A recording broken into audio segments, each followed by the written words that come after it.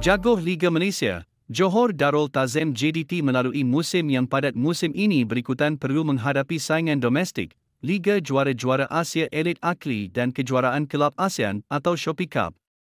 Selepas mengesahkan tiket ke final Piala FA menerusi kemenangan agregat 4-1 ke atas Kuching City pada Ahad lalu, skuad Harimau Selatan tidak menunggu lama sebelum berlepas ke Kemboja untuk aksi penting menentang SV Rieng.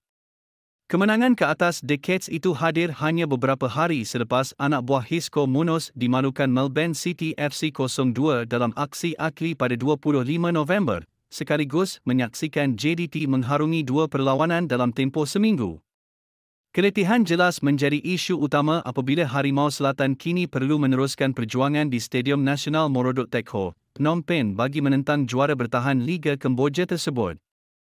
Dengan jadual sesak dan masa rehat yang minimum, kebimbangan penyokong tertumpu kepada tahap kecergasan tonggak utama yang beraksi dalam dua perlawanan sebelum ini. Demi memastikan Harimau Selatan terus mengekalkan rentak kemenangan, Munos disaran melakukan penggiliran pemain bagi memberi ruang kepada tenaga baharu mengisi kekosongan. Sehubungan itu, kita menyenaraikan tiga pemain yang dilihat berpotensi menggantikan tonggak utama bagi membantu JDT menghadapi cabaran getih menentang SV Rieng. 1. Ibrahim Manusi. Perpindahan Ibrahim Manusi ke Iskandar Puteri disambut baik oleh penyokong Harimau Selatan berikutan keunggulan ditunjukkan dalam perlawanan akhir Piala Malaysia 2024-2025 ketika JDT menewaskan skuad Tok Gajah. Kehadiran pemain berusia 23 tahun berkenaan membuatkan ramai orang meletakkan harapan kepadanya dengan Ibrahim dijangka memikul peranan besar dalam pasukan JDT pada musim ini. Bagaimanapun, persaingan yang ramai di posisi tengah bertahan membuatkan Ibrahim sukar mendapatkan tempat dan lebih banyak bermain di aksi Liga A1 Semi-Pro bersama JDT 2. Ibrahim atau lebih dikenali sebagai Baim Copot yang baru tampil dalam satu aksi bersama skuad utama pada aksi bertemu Om Damansara wajar diberikan peluang menentang SV Rieng.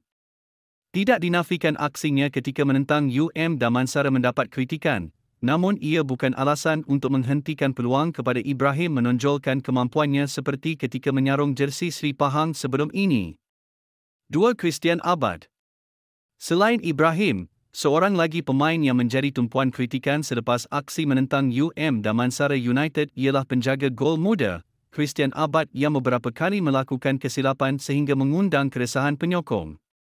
Walaupun JDT tetap mara dalam saingan Piala FA, hakikat bahawa 3 gol diborosi ketika berdepan pasukan Liga A1 Semi-Pro dianggap menjejaskan standard kelab, apatah lagi JDT terkenal dengan rekod pertahanan kukuh serta keupayaan mengekalkan clean sheet.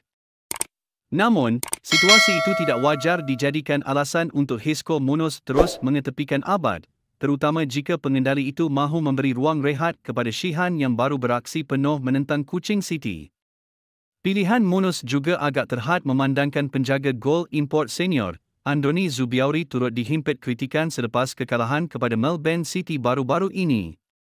Sekiranya Abad diberikan peluang sekali lagi, motivasinya sudah pasti meningkat untuk membuktikan kemampuan sebenar serta bangkit daripada kesilapan yang mencetuskan kritikan dalam penampilan terdahulu. 3. Mosa Sidib. Mosa Sidib yang pernah menyarung jersey JDT pada musim 2022 diberikan peluang kedua menyertai Harimau Selatan pada awal musim ini, dengan harapan dia boleh memberi saingan kepada pemain lain. Bagaimanapun, lambakan pilihan di bahagian sayap mengakibatkan pemain berusia 30 tahun dari Mali tersebut hanya bermain untuk skuad JDT 2 bagi saingan Liga A1 Semi-Pro. Jika dilihat statistik perlawanan semasa, pemain yang boleh beraksi di pelbagai posisi seperti bahagian tengah dan penyerang tengah itu hanya tampil dalam 4 aksi bersama skuad utama.